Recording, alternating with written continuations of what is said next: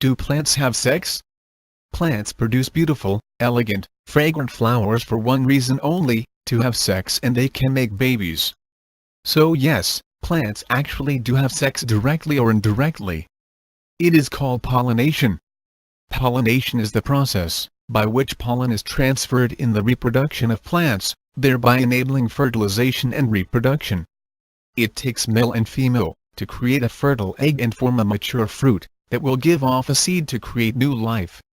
Self-pollination is the process by which pollen from the male part of flower is transferred to the female part of the same flower.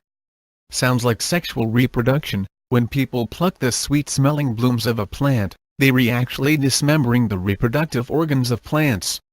Male parts of flower called as stamens, that produce a sticky powder called pollen. Female parts of flower are called as stigma. Most plants sprout bisexual flowers which have both male and female parts, but plants like squash grow separate male and female flowers. Cross-pollination is the transfer of pollen, either by wind or insect, from stamens to stigma between different flowers. Pollination occurs in several ways. Usually plants rely on animals or the wind to pollinate them.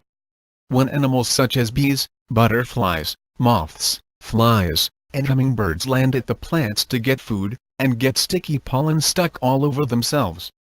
Some of the pollen can rub off onto this new plant's stigma, when they move to another flower to feed.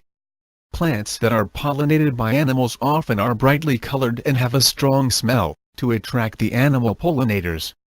Another way plants are pollinated is by the wind. The wind picks up pollen from one plant, and blows it onto another.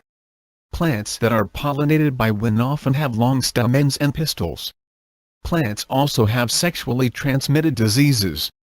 One of the most serious is Anthers mutustoligoviolacea. This fungal disease causes the male organs anthers to blacken and shrivel.